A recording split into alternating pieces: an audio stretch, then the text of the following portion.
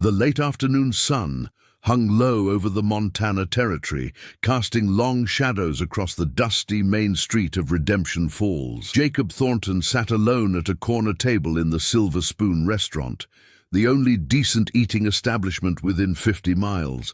At 42 years old, he cut an imposing figure, 6'4", broad-shouldered from years of hard labor, with weathered hands that told stories of countless harvests. His dark hair was streaked with silver at the temples, and his green eyes held a sadness that never quite faded, even when he attempted to smile. He'd come to town for supplies, as he did every 2 weeks. The walk from his farm took 3 hours each way, but Jacob didn't mind. The solitude suited him.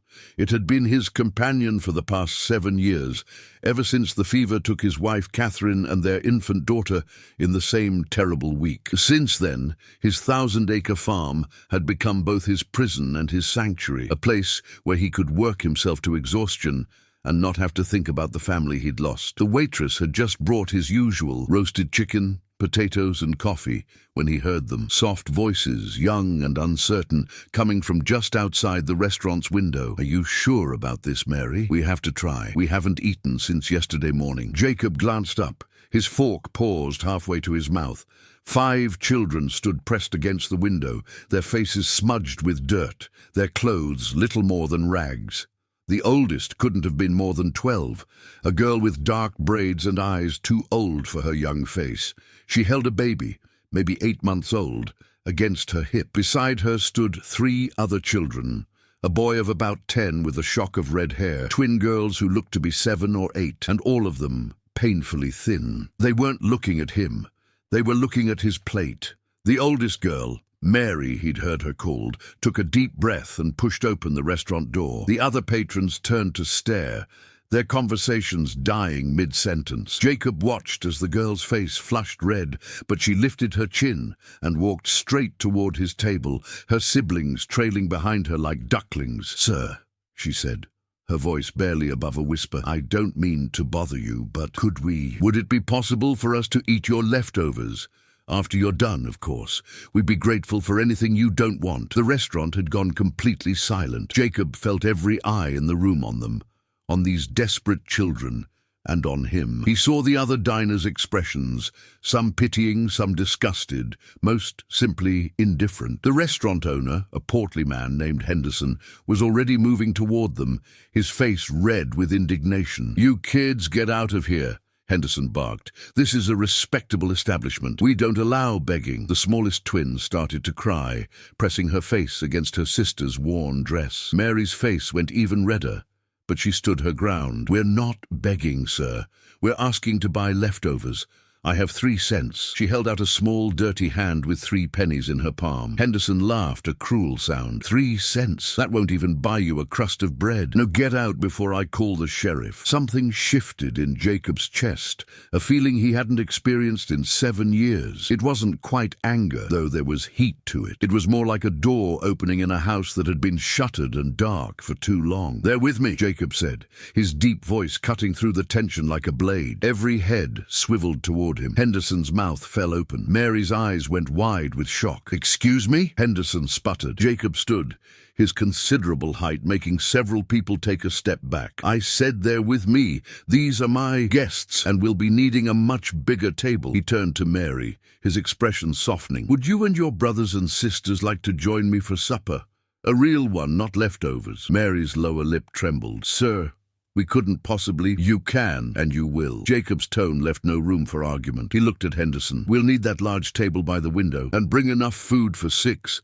Chicken, potatoes, vegetables, milk for the little ones, and apple pie if you've got it." Henderson's face went from red to purple. "Mr. Thornton, I run a respectable—" "Then respect my patronage," Jacob interrupted, his voice dropping to a dangerous quiet.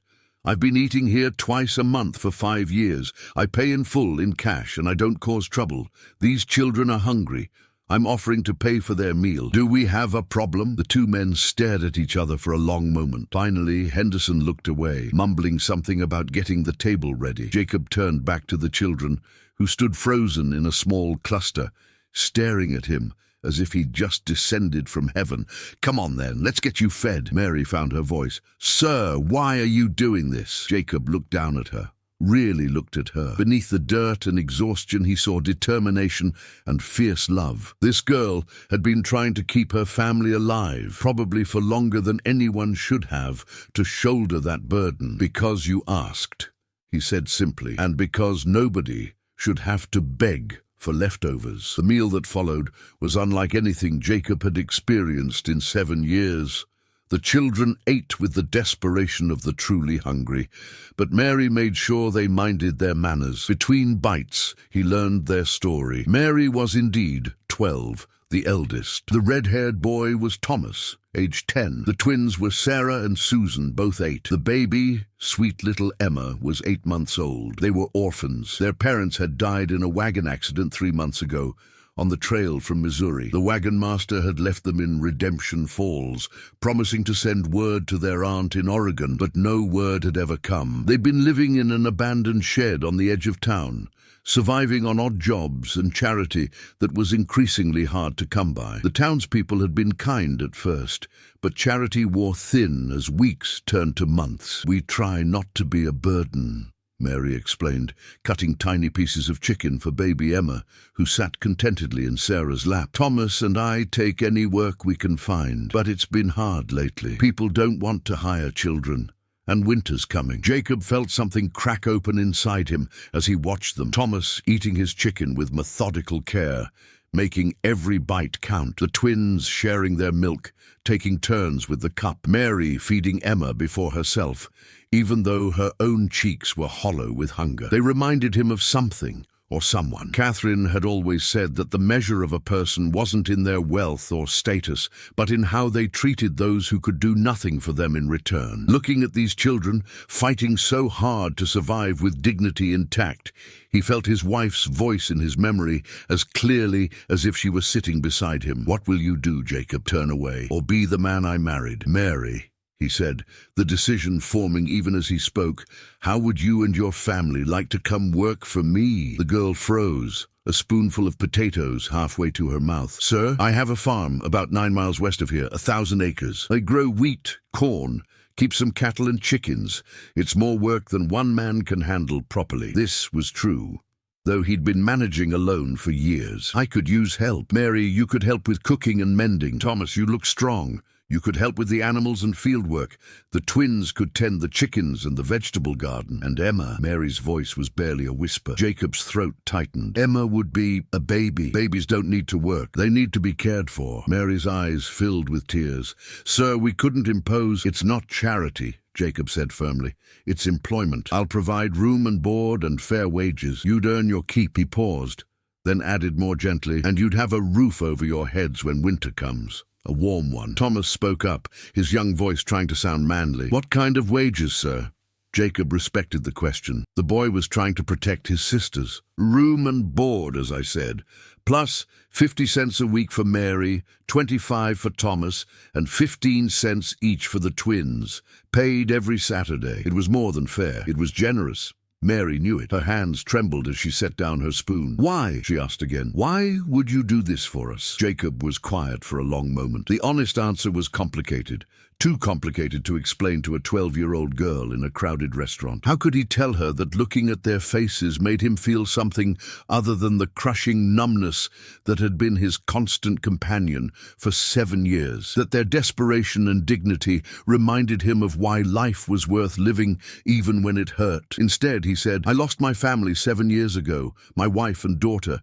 This farm is too big for one person and too quiet. It could use the sound of children again." He met Mary's eyes. "And you need a place to be safe. Seems like we might be able to help each other." Mary looked at her siblings, at Thomas's hopeful expression, at the twins who had started to smile for the first time all evening, at baby Emma who was finally full and content. Then she looked back at Jacob, and he saw her shoulders straighten with decision. "We'll work hard, sir. We won't let you down." "I know you won't," Jacob said, and somehow He did know. Finish your supper. We'll head to the general store for some supplies, then make for the farm. It's a long walk, but we'll manage. We're used to walking, Thomas said proudly. As they finished their meal, Jacob found himself studying the children more carefully. They were resilient, these 5. They'd been dealt a terrible hand, orphaned, abandoned, left to fend for themselves, and yet they hadn't given up. Mary could have left the younger ones at an orphanage, made life easier for herself, but she hadn't. She'd held her family together with sheer determination and love. After paying Henderson and leaving a tip large enough to make the man's attitude shift from grudging to obsequious, Jacob led his new charges to the general store. The children's eyes went wide at the abundance of goods. "Mary, the children will need warm clothes," Jacob said to the storekeeper, a kind woman named Mrs. Patterson. "Coats, boots, gloves, whatever growing children need. And Mary, you'll need a proper dress or two. Work clothes for Thomas." And he paused, noticing the twins' bare feet. "Shoes all around, I think." "Sir, that's too much," Mary protested. "You can't work on a farm without proper boots," Jacob said practically. "And Montana winters are harsh. This isn't charity, it's necessity." While Mrs. Patterson helped the children try on clothing, Jacob gathered other supplies. Fabric for making more clothes. A proper cradle for Emma. His daughter's cradle had long since been stored away, but this baby would need somewhere safe to sleep. Food staples, a few toys. He tried to be subtle about adding a rag doll and a set of carved wooden horses to the pile, but Mary noticed. "Mr. Thornton," she said softly, coming to stand beside him, "you've already done so much." "Children should have something to play with," he said gruffly, avoiding her eyes. "Makes the work go easier when there's something to look forward to." When they finally set out for the farm, the sun was setting, painting the sky in shades of gold and crimson. Jacob carried the supplies and the baby, who had fallen asleep against his broad shoulder. Mary and the other children walked beside him, dressed in their new clothes, their old rags bundled up and left behind. The walk was long, but nobody complained. Thomas asked questions about the farm, what animals they had, what crops they grew, whether there was a fishing pond. The twins chatted about the chickens they'd get to tend. Mary walked in silence, but Jacob could feel her eyes on him, studying him with a mixture of gratitude and wariness. She was smart, this girl. She knew that men didn't usually do kindnesses without expecting something in return. He'd have to show her over time that he was different, that she and her siblings were safe with him. It was full dark by the time they reached the farm. Jacob lit a lantern, and in its golden glow, the children got their first look at their new home. The farmhouse was large, 2 stories, with a wide porch that wrapped around the front and side. It was well maintained, but obviously lonely, the kind of place that needed life and laughter to chase away the shadows. Behind it, they could make out the shapes of a barn, a chicken coop, and various outbuildings. "It's beautiful," Mary breathed. Jacob almost laughed. He'd stopped seeing the beauty of the place years ago, but looking at it through her eyes, he supposed it was rather fine. Catherine had loved this house, had made it a home with her touches, the flower garden now overgrown, the blue shutters she'd insisted on, the carved railing on the porch that he'd made for her as a wedding present. "Come inside," he said, shifting the still sleeping Emma in his arms. "I'll show you where you'll sleep." The inside of the house was clean but sparse. Jacob kept the downstairs tidy.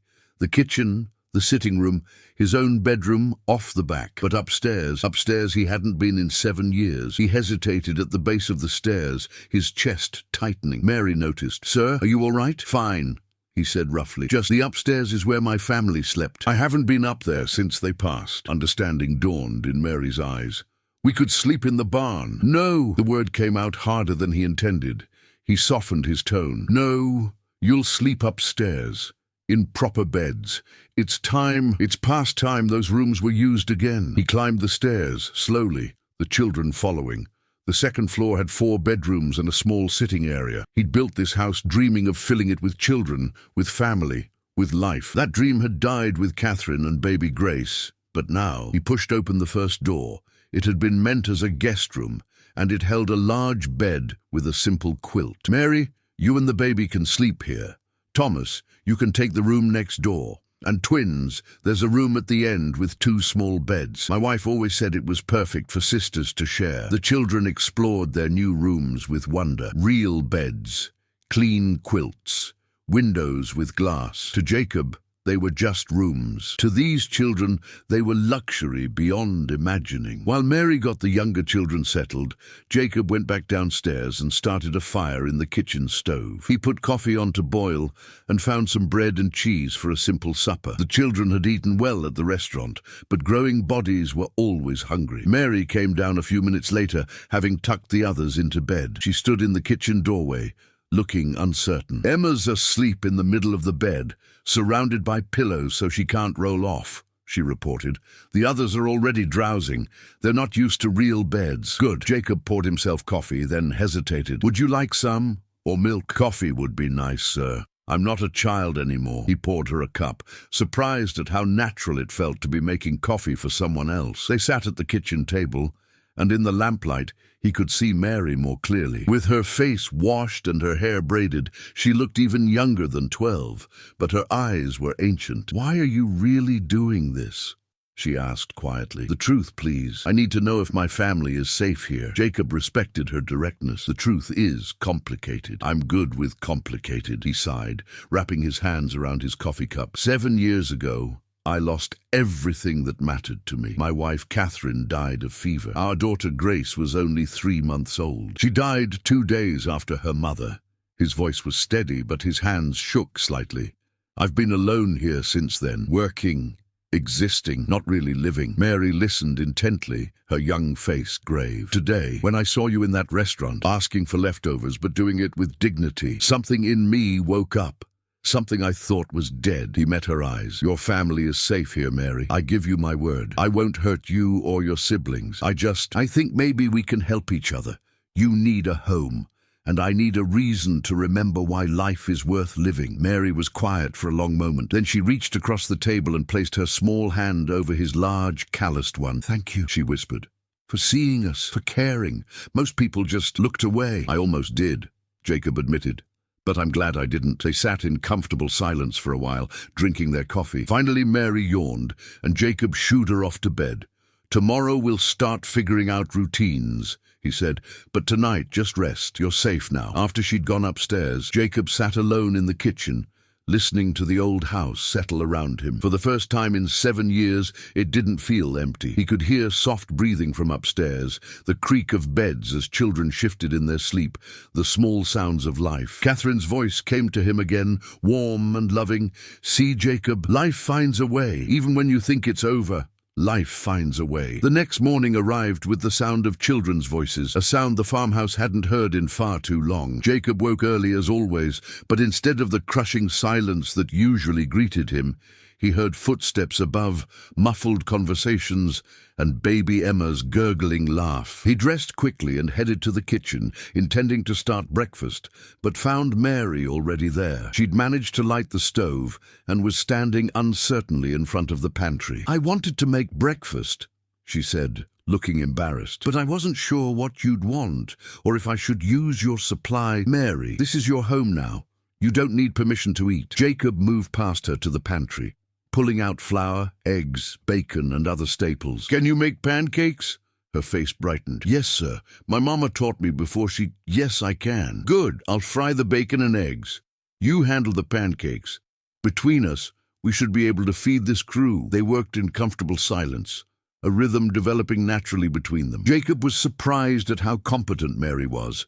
She measured ingredients without waste, kept the griddle at the right temperature, and had the first stack of golden pancakes ready just as Thomas came thundering down the stairs. "I smell food," the boy announced, skidding to a stop in the kitchen doorway. He'd washed his face and attempted to comb his red hair, though it stuck up in places. "Then sit," Jacob said, gesturing to the table, "and fetch your sisters." Breakfast was chaos, the good kind. The twins chattered non-stop about the chickens they'd seen from their window. Thomas ate enough pancakes for 3 people. Emma sat in Mary's lap, gnawing on a piece of bacon and getting it everywhere. Jacob found himself almost smiling as he watched them.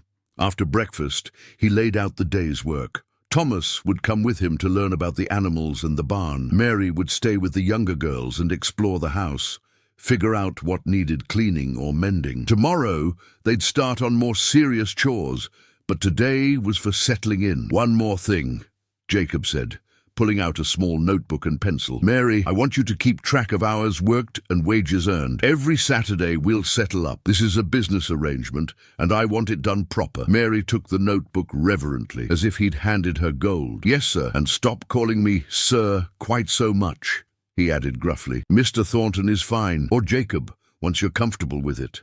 The days fell into a pattern. Jacob worked the fields with Thomas, teaching the boy about crop rotation, animal husbandry, and the 1,000 details that went into running a successful farm. Thomas was eager to learn, soaking up knowledge like a sponge, and working harder than many grown men Jacob had hired in the past. Mary proved to be a revelation. The house began to transform under her care. Windows were washed until they sparkled. Floors were swept and scrubbed. The overgrown flower garden was cleared and tidied. She mended Jacob's clothes, darned his socks, and cooked meals that reminded him painfully of Catherine's cooking, simple but made with care. The twins took to the chickens like they'd been born to it, collecting eggs each morning and chattering to the birds as if they were old friends. Even Emma seemed to thrive, growing plumper and happier with each passing day. 2 weeks after the children's arrival, Jacob made his usual trip to town for supplies. This time, he wasn't alone. Mary came with him, Emma strapped to her back in a sling she'd fashioned from an old blanket. The townspeople's reactions were mixed. Some, like Mrs. Patterson at the general store, were delighted to see the children looking so well. Others whispered and speculated. Jacob Thornton, the hermit farmer, suddenly playing father to 5 orphans.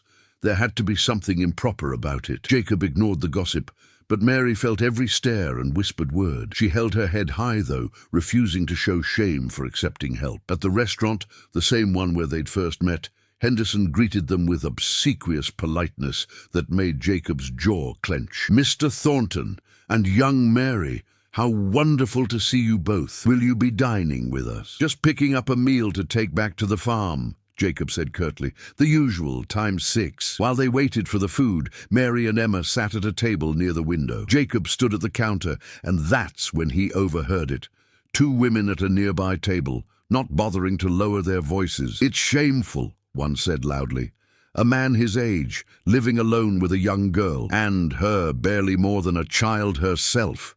The other agreed. "Who knows what goes on at that farm?" Jacob's hands clenched into fists. He turned, ready to confront them, but Mary was faster. She stood, Emma balanced on her hip, and walked over to the women's table with a grace that belied her years. "Excuse me, ma'ams," she said, her voice clear and steady. "I couldn't help but overhear your concerns about Mr. Thornton's character." The women had the grace to look embarrassed, but not enough to apologize. Mary continued, "Mr. Thornton has been nothing but kind and proper. He's given me and my siblings a home when we were starving. He's paid fair wages, provided good food and warm beds, and treated us with more respect than most of the so-called good people in this town." "Well, I never—" one woman began. "No, you never did," Mary interrupted, her eyes flashing. "You never offered us a meal. You never gave us work. You never even looked at us when we were sleeping in a shed and begging for food. But Mr. Thornton did. He saw us, and he helped us, expecting nothing in return but honest work. If you want to question someone's character, perhaps start with your own." The restaurant had gone silent. Mary turned on her heel and walked back to her table, her cheeks flushed but her head high. Jacob felt something warm and unexpected bloom in his chest. Pride. This fierce, brave girl who'd been through so much and still had the courage to defend what was right. Henderson appeared with their food, packed in neat bundles. As Jacob paid, the restaurant owner leaned in and said quietly, "That girl's got spine. She'll make a fine woman someday." On the walk back to the farm, Jacob and Mary were both quiet until they were well out of town. Then Jacob spoke. "You didn't have to defend me like that." "Yes, I did." Mary shifted Emma to her other hip. "You've defended us every day since we met you. It's only fair. People will talk no matter what we do." "Then let them talk. We know the truth." She looked up at him, her dark eyes serious. "You're a good man, Mr. Thornton. The best man I've ever known. If people can't see that, it's their loss." Jacob felt his throat tighten with emotion. When was the last time someone had believed in him so completely? Catherine had once, but 7 years of isolation had made him forget what it felt like to be seen as good, as worthy. "Thank you," he said quietly. They walked the rest of the way in comfortable silence, but something had shifted between them. A bond had been forged in that moment in the restaurant, a connection built on mutual respect and understanding. As autumn deepened into winter, life on the farm took on a rhythm that felt almost magical to Jacob. The children thrived under his care. Thomas shot up 3 inches and gained muscle from the farm work. The twins lost their hollow-cheeked look and filled out into healthy, rosy-cheeked girls. Emma learned to crawl, then to pull herself up on furniture, her delighted laughter filling the house. And Mary was transforming from a girl into a young woman before his eyes. With regular meals and the absence of constant worry, she began to bloom. Her figure filled out. Her hair grew shiny and thick, and her smile came more easily. Jacob tried not to notice, tried not to see how gracefully she moved around the kitchen, how her laugh sounded like music, how her eyes sparkled when she was happy. She was 12 years old, for heaven's sake.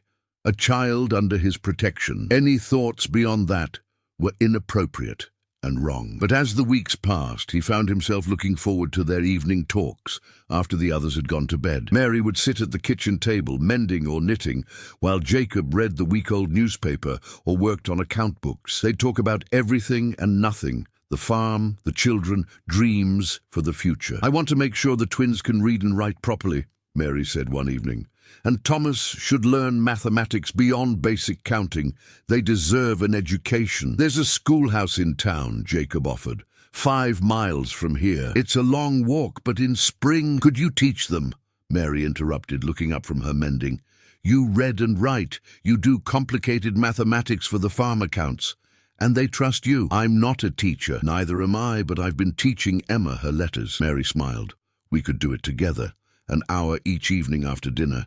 You handle mathematics and reading. I'll help with writing and spelling." Jacob found himself agreeing, though he'd never imagined himself as a teacher. But the idea of those evening lessons, working alongside Mary to better the children's futures, it appealed to him more than it should. The first snow came in late November, transforming the farm into a winter wonderland. The children had never seen so much snow. They'd come from Missouri, where winters were milder. The twins were ecstatic, building snowmen and having snowball fights with Thomas. Even Mary let herself be young for a few hours, laughing and playing in the drifts.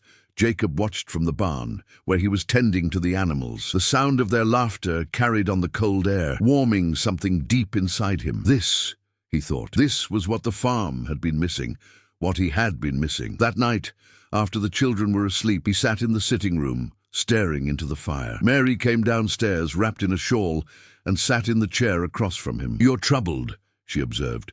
Jacob looked at her, surprised. "How can you tell? You get a crease between your eyebrows when you're thinking hard about something." She tilted her head. "What is it?" He hesitated, then decided on honesty. "I was thinking about how much has changed. 2 months ago, I was alone here. Now the house is full of life and noise and laughter.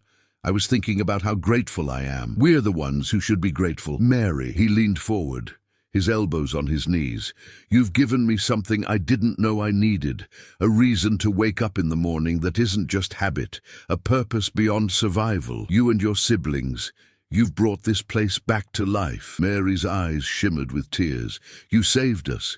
We would have died without you, maybe. Or maybe you would have found another way. You're stronger than you know, Mary." They sat in silence, the fire crackling between them. Finally, Mary spoke again, her voice soft. "Sometimes I forget you're not my father. You care for us like you are." Jacob's chest tightened. "Your father must have been a good man to raise a daughter like you." "He was, but he's gone, and you're here." She met his eyes. "Is it wrong that I'm starting to think of this as home, of you as family?" "No," Jacob said, his voice rough with emotion. "No, it's not wrong at all." The winter months were hard but joyful. Jacob taught the children to read by lamplight, their young voices stumbling over words until they gained confidence. Mary proved to be a natural teacher, patient and encouraging. Thomas devoured every book Jacob owned, hungry for knowledge. The twins learned together, finishing each other's sentences even when reading. Christmas came, and Jacob did something he hadn't done in 7 years. he celebrated. Mary helped him cut down a small pine tree, and they decorated it with strings of popcorn and cranberries. He drove the wagon to town and bought small gifts: a real doll for each of the twins, a proper knife for Thomas, books for Mary, and a soft stuffed rabbit for Emma. On Christmas morning, the children's joy was worth more than all the gold in California. They'd never expected gifts, had never asked for anything beyond what they already had. Their gratitude and delight made Jacob's eyes burn with unshed tears. Mary's gift to him was a new shirt she'd sewn in secret, working on it late at night when he thought she was sleeping.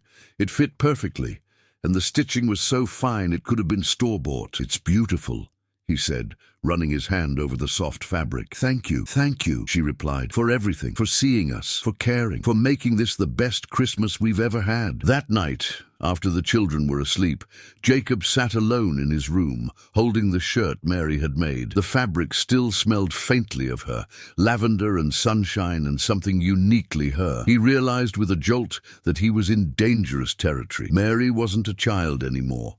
At 12, she was on the cusp of womanhood, and in a few short years she'd be of marriageable age. But that wasn't what troubled him. What troubled him was that he'd started noticing, started seeing her not just as the brave girl he'd rescued, but as someone who made his heart beat faster when she smiled. It was wrong, inappropriate. He was 30 years her senior, and she was under his protection. He had to get these feelings under control before they ruined everything.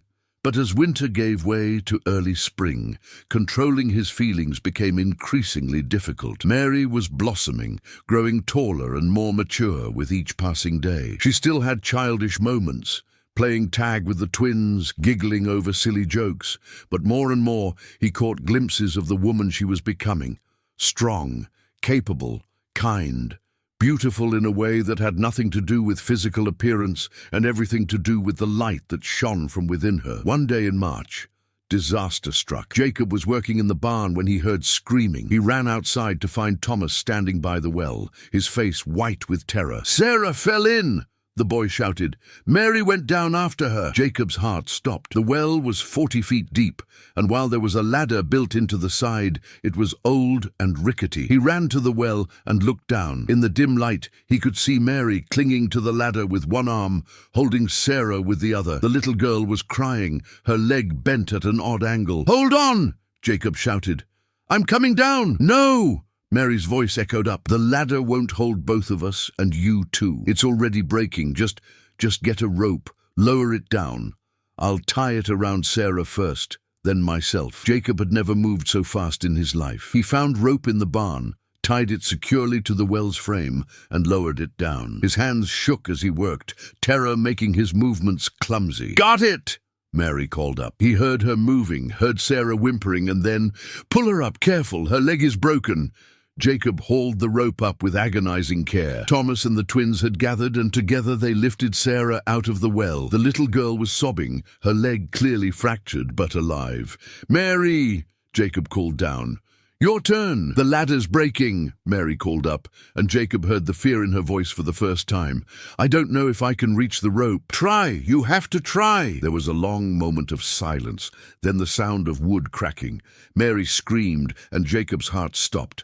Without thinking, he grabbed the rope and went over the side, rappelling down into the well with a speed that was probably stupid, but necessary. He found Mary clinging to a broken rung of the ladder, her feet dangling over empty space. "I've got you," he said, reaching for her. "Let go of the ladder.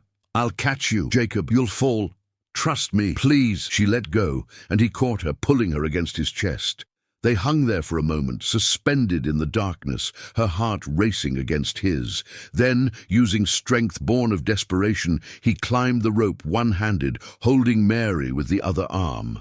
Thomas and the twins pulled from above, and somehow, Jacob would later think it was a miracle, they made it out. They collapsed on the ground beside the well, both breathing hard. Mary was shaking, her dress torn and muddy, her hands scraped raw from the rough ladder. Jacob held her, unable to let go, feeling the terror slowly drain from his system. "You could have died," he said, his voice ragged. "You could have fallen." "Sarah would have died if I didn't go down," Mary replied, still shaking. "I couldn't let her die." Jacob pulled back enough to look at her face. Her eyes were huge, dark with fear and adrenaline. Without thinking, acting purely on emotion, he cupped her face in his hands.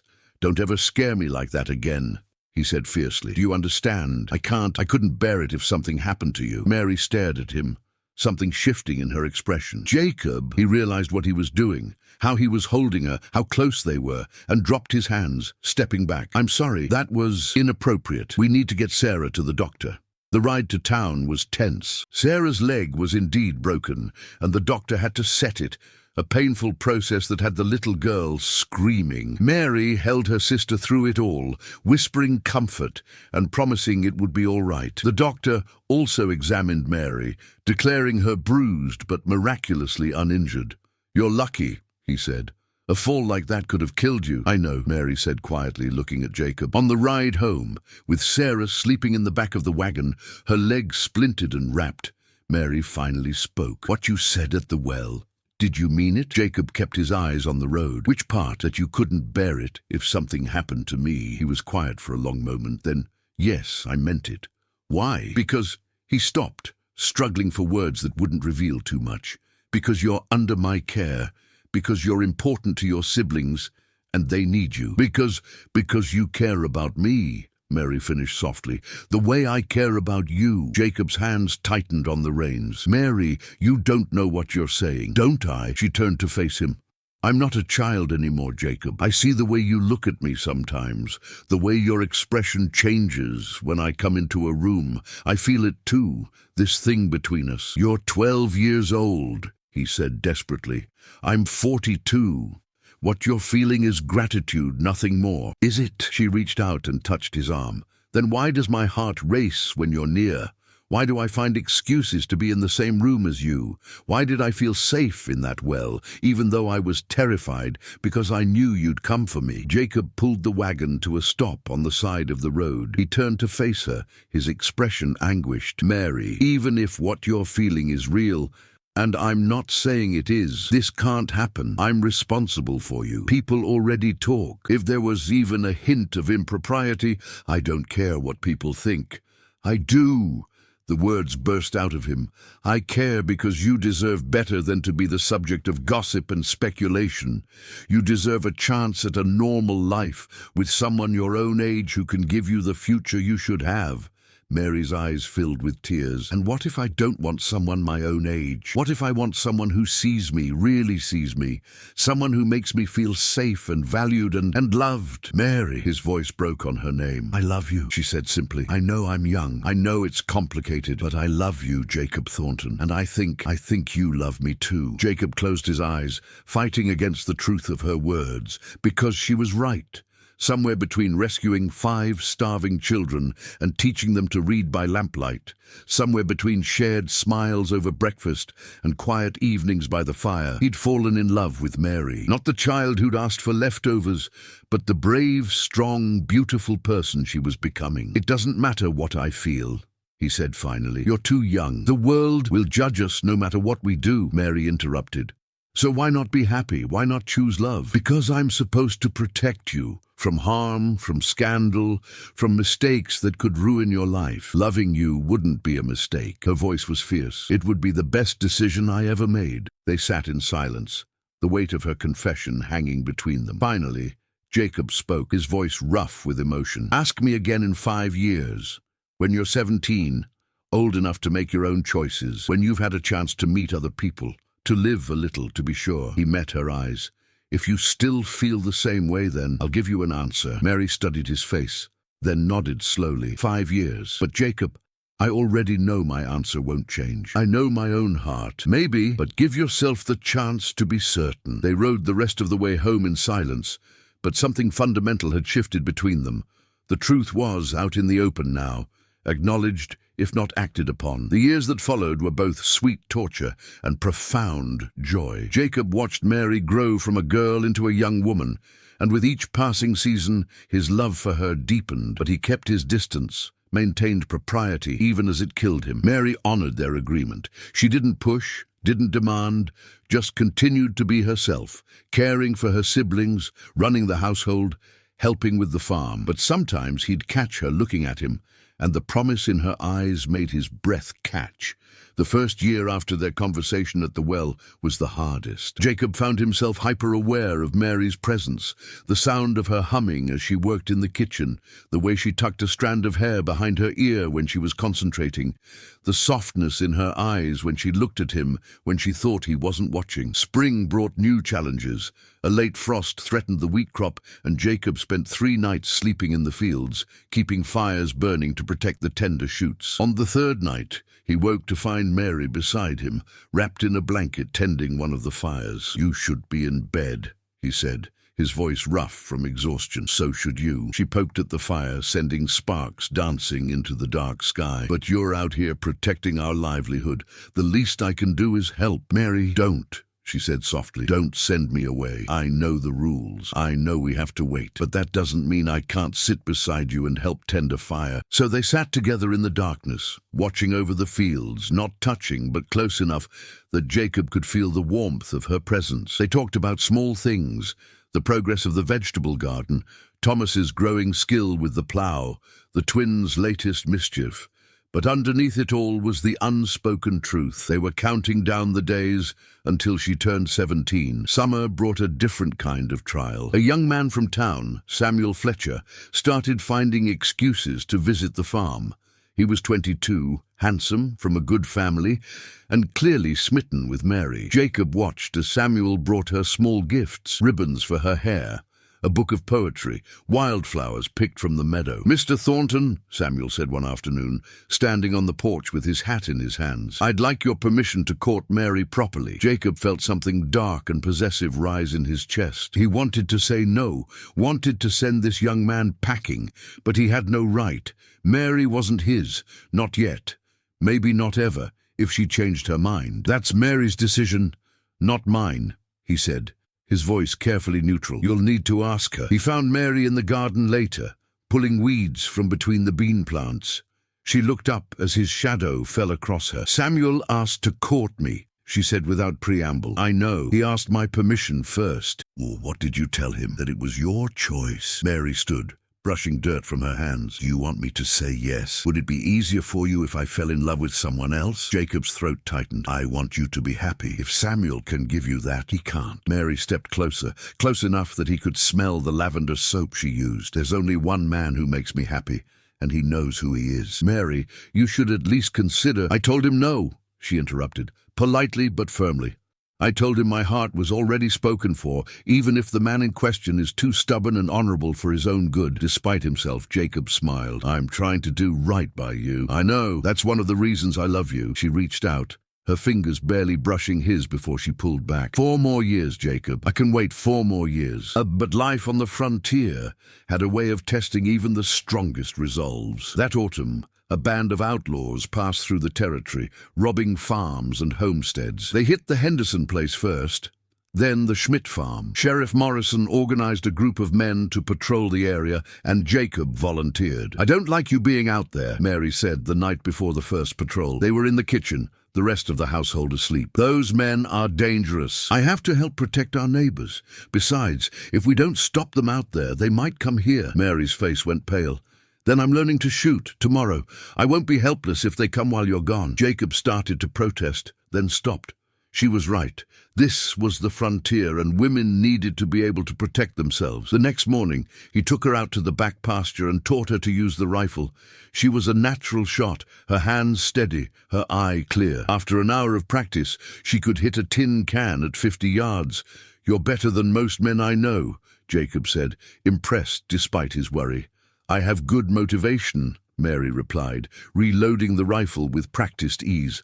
"I'm protecting my family, our family." The word "our" sent warmth spreading through Jacob's chest. Our family. Yes, that's what they'd become. The outlaw threat was eliminated 2 weeks later when the sheriff's posse caught up with them near the Wyoming border. But the incident had reminded everyone how fragile their peace was, how quickly things could change on the frontier. Winter came early that year, with heavy snows in November that lasted through March. The family was snowed in for weeks at a time, and in those close quarters, Jacob found his resolve tested in new ways. One particularly fierce blizzard knocked out part of the barn roof. Jacob spent a freezing afternoon making emergency repairs.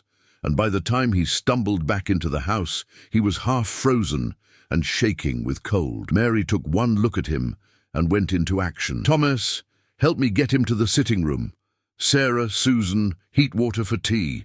Lots of it." Within minutes, Jacob found himself wrapped in blankets by the fire, with Mary kneeling beside him, chafing his frozen hands between hers. "You could have gotten frostbite," she scolded, her eyes bright with worry. "Or worse, had to fix the roof.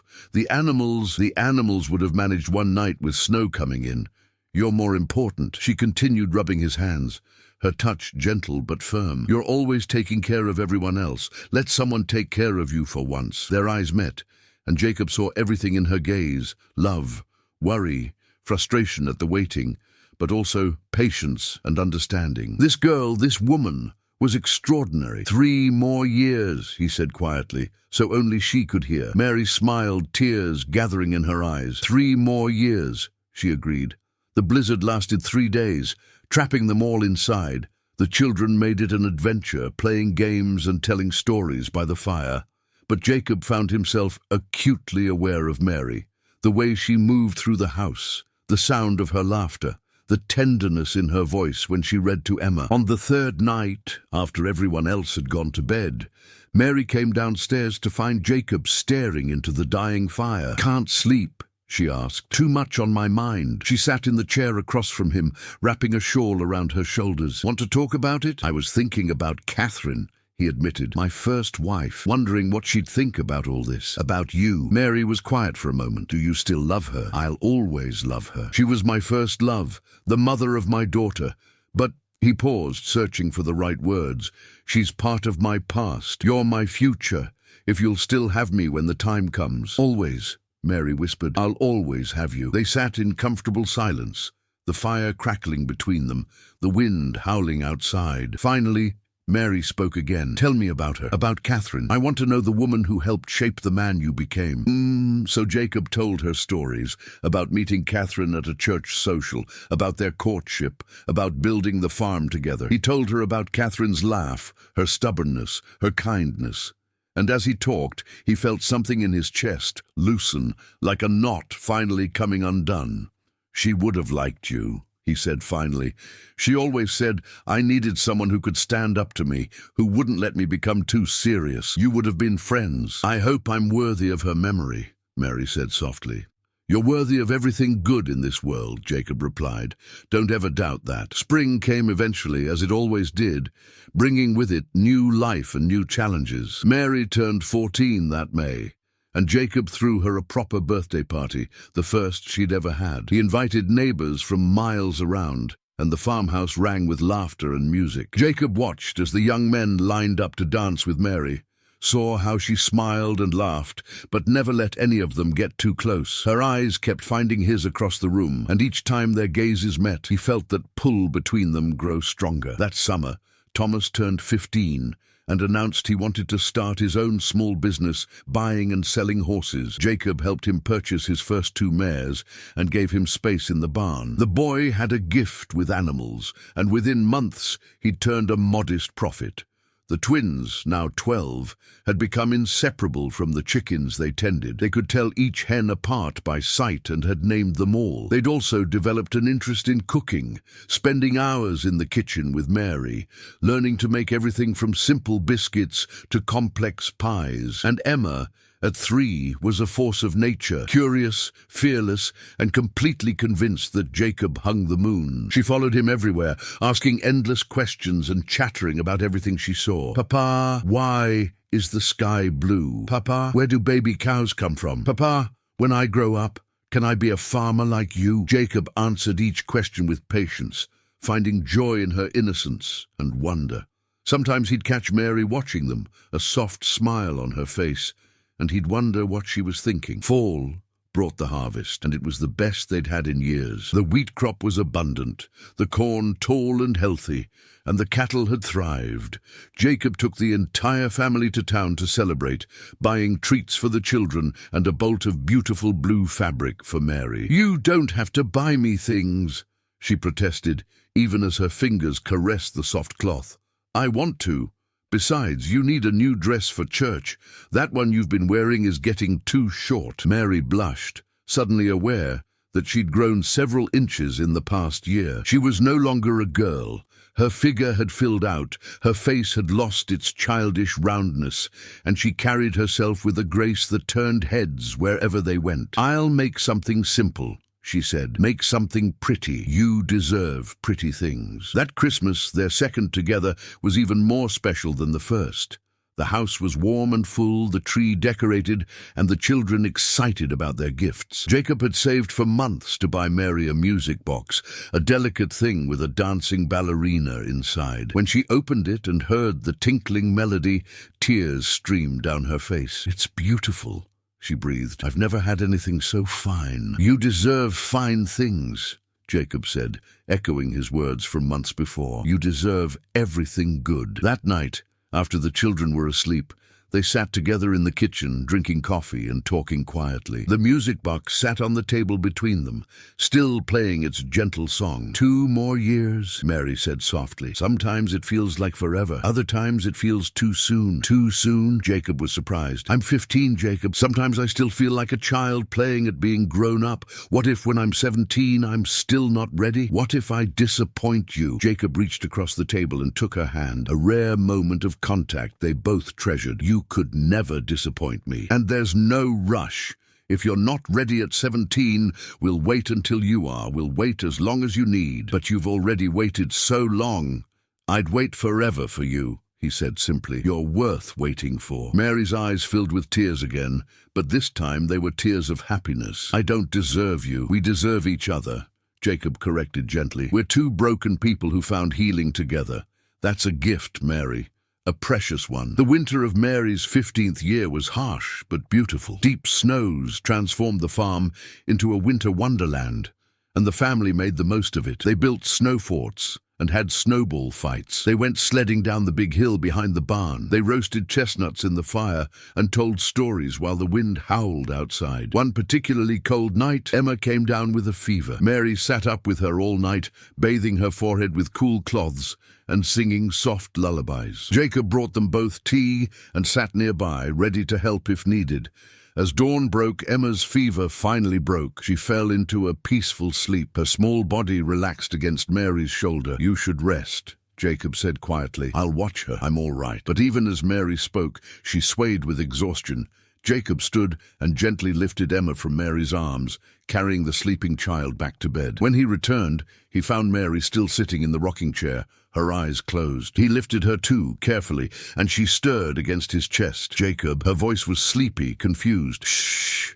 I'm just taking you to bed. You're exhausted." She didn't protest, just tucked her head against his shoulder, trusting him completely. Jacob carried her up the stairs, his heart pounding at having her so close. He laid her gently on her bed, pulled the quilt over her, and stepped back. "Thank you," she murmured, already half asleep, "for everything. For Emma, for all of us, for being so good." "Sleep, Mary," he whispered, allowing himself one brief moment to brush her hair back from her face. "Dreams, sweet dreams." Spring brought new life to the farm. The snow melted, revealing the first green shoots of new grass. The chickens began laying more eggs. The cattle had their calves, and Thomas's horse business was thriving. Mary turned 16 in May, and Jacob could hardly believe it. The thin, desperate girl who'd asked for his leftovers was gone. In her place was a beautiful young woman, strong, capable, kind, and so lovely it made his chest ache. She caught him staring one afternoon as she hung laundry on the line, the spring breeze catching her hair. "What?" she asked, a smile playing at her lips. "Just thinking how much you've changed," he admitted. "How much we all have. Changed for the better, I hope. Definitely for the better." That summer was one of the happiest Jacob could remember. The farm was prosperous, the children were thriving, and his love for Mary continued to grow. They still kept their distance, still maintained propriety, but the connection between them was undeniable. One evening in late August, they were working together in the barn, sorting feed for the winter. The twins and Emma were playing in the hayloft, their giggles echoing in the rafters. Thomas was out checking fence lines. Mary reached for a sack of grain at the same moment Jacob did, and their hands touched. They both froze, the contact sending sparks through them both. "Sorry," Mary breathed, but she didn't pull her hand away. Neither did Jacob. They stood there, hands touching, eyes locked, the air between them charged with everything they felt, but couldn't say. "One more year," Jacob said, his voice rough. "One more year," Mary agreed. And then we'll see where we are. What you want, what's right." "I already know what I want," Mary said fiercely. "I've known for 4 years. You, Jacob, I want you." Before he could respond, Emma's voice rang out from the loft. "Papa! Mary, come see the kittens. The barn cat had babies." The moment broke, and they both stepped back, breathing hard. But as Mary climbed the ladder to see the kittens, Jacob saw her hand trembling, saw the flush on her cheeks, and knew she felt it too. This thing between them that was growing stronger every day. Fall came, and with it another abundant harvest. They'd been on the farm for 4 years now, and it showed in everything. The well-maintained buildings, the thriving crops, the healthy animals, the happiness of the children. One October evening, Jacob sat on the porch, watching the sun set over his fields. Mary came out and sat beside him, close but not touching. "I was thinking," she said quietly, "about that day in the restaurant. Do you remember what you said when I asked why you were helping us? I said because you asked, and because nobody should have to beg for leftovers. But there was more to it than that, wasn't there? Even then, there was something." Jacob thought about it, about that moment when he'd looked at 5 desperate children and made the decision that changed his life. "I think I was looking for a reason to live again, to feel again. You gave me that, Mary. You and your siblings brought me back from a dark place. We saved each other then," Mary said, "because without you, we'd have died that winter. But without us, you might have died too, just in a different way." They sat in comfortable silence as the stars began to appear in the darkening sky. Finally, Mary spoke again, her voice barely above a whisper. 9 months, Jacob. In 9 months, I'll be 17. "I know. Are you scared?" He thought about lying, but he'd never lied to her. "Terrified. What if I'm too old for you? What if you realize you made a mistake? What if we're perfect for each other?" Mary interrupted gently. "What if this us is exactly what we're both supposed to find? What if we stop being afraid and just let ourselves be happy?" Jacob turned to look at her, this remarkable woman who'd come into his life asking for leftovers and ended up giving him everything. "When did you get so wise?" "I had a good teacher," she said with a smile. The winter months seemed to crawl by. Every day brought them closer to Mary's 17th birthday, and Jacob found himself counting down with a mixture of anticipation and fear. Christmas came and went. The new year arrived. Spring began to show itself in early March, with the first crocuses pushing through the last of the snow. And then, finally, it was May. Mary's 17th birthday was approaching, and the whole household buzzed with excitement, though none of the younger children understood why Mary and Jacob both seemed so nervous. A week before her birthday, Jacob rode to town alone. He went to the small jewelry shop run by Mr. Goldman and looked at rings for a long time. "Planning to propose, Mr. Thornton?" the jeweler asked with a knowing smile. "Maybe, if she'll have me. Any girl would be lucky to have you. You're a good man." Jacob chose a simple gold band with a small diamond, nothing ostentatious, but beautiful in its simplicity. It cost him nearly everything he'd saved, but it was worth it. On the morning of Mary's birthday, Jacob woke early. The house was quiet, everyone still asleep. He made coffee and sat at the kitchen table, the ring box heavy in his pocket, his heart pounding. 5 years. They'd waited 5 years for this day, and now that it was here, Jacob felt like a nervous boy courting his first love. He heard footsteps on the stairs and looked up to see Mary descending, wrapped in a shawl, her hair loose around her shoulders. She looked like an angel in the early morning light. "Happy birthday," he said softly. She smiled, that beautiful smile that never failed to make his heart skip. "Thank you." They stood looking at each other for a long moment, the air between them charged with possibility. Then Mary crossed the room and sat across from him at the table. "So," she said, her voice steady despite the emotion in her eyes, "it's been 5 years." "It has. And I'm 17 now." "You are. And you promised me an answer." She reached across the table and took his hand, bold and sure. "So I'm asking, Jacob Thornton, will you marry me? Will you let me love you for the rest of our lives? Will you be my husband, my partner, my best friend?" Jacob felt tears prick his eyes. This brave, beautiful woman, who'd waited so patiently, who'd grown from a desperate child into someone extraordinary. How could he have ever questioned this? How could he have ever doubted? He stood, pulled the ring box from his pocket, and knelt beside her chair. Mary gasped, her free hand flying to her mouth. "I should be the one asking," he said, his voice rough with emotion. "Mary, you've given me everything. You've given me back my life, my hope, my reason for living. You've made this house a home again. You've taught me that second chances are real, that love can heal even the deepest wounds." He opened the box, and the small diamond caught the morning light. "I'm too old for you. I'm set in my ways. I have more yesterdays than tomorrows. But if you'll have me, if you'll take this stubborn, difficult farmer and make him the happiest man alive, I promise to love you, cherish you, and do everything in my power to make you happy for as long as I draw breath." Mary was crying now, tears streaming down her face. "Yes," she whispered. "Yes, yes, 1,000 times yes." Jacob slipped the ring onto her finger, and it fit perfectly. Then he stood and pulled her into his arms, holding her close, breathing in the scent of lavender and sunshine that was uniquely hers. "I love you," he murmured against her hair. "I've loved you for so long." "I love you too," Mary said, pulling back to look at him. "I've been in love with you since I was 12 years old. And now, finally, we don't have to hide it anymore." They stood there, holding each other, until they heard the sound of feet thundering down the stairs. Emma burst into the kitchen, followed by the twins and Thomas. "Is it true?" Emma squealed. "Are you getting married? Can I be a flower girl?" Mary laughed through her tears. "Yes, it's true. And yes, you can absolutely be a flower girl." Thomas stepped forward and shook Jacob's hand, man to man. "I always hoped this would happen," he said quietly. "You're good for each other. You make each other happy." The twins hugged Mary and danced around the kitchen, already planning the wedding. And in the midst of all the chaos and joy, Jacob caught Mary's eye and smiled. This was home. This was family. This was everything he'd lost and thought he'd never find again. And it had all started with 5 hungry children and a simple request. "Can we eat your leftovers, sir?" This was home. This was family. This was everything he'd lost and thought he'd never find again.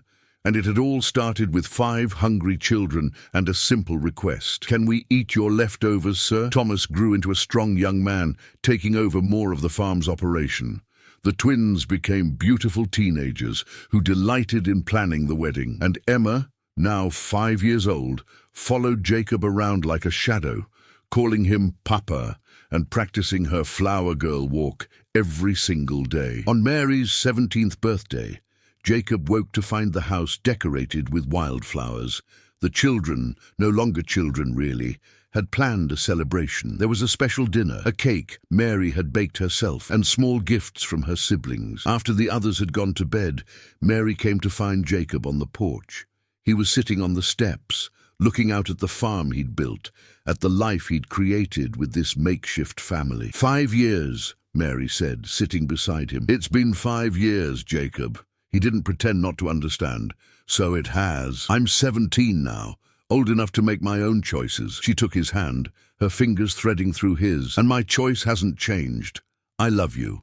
I want to spend my life with you." Jacob looked at their joined hands, feeling the rightness of it in his bones. "People will talk. Let them. You could have anyone. Someone young, someone without so much baggage. I don't want anyone else. I want you."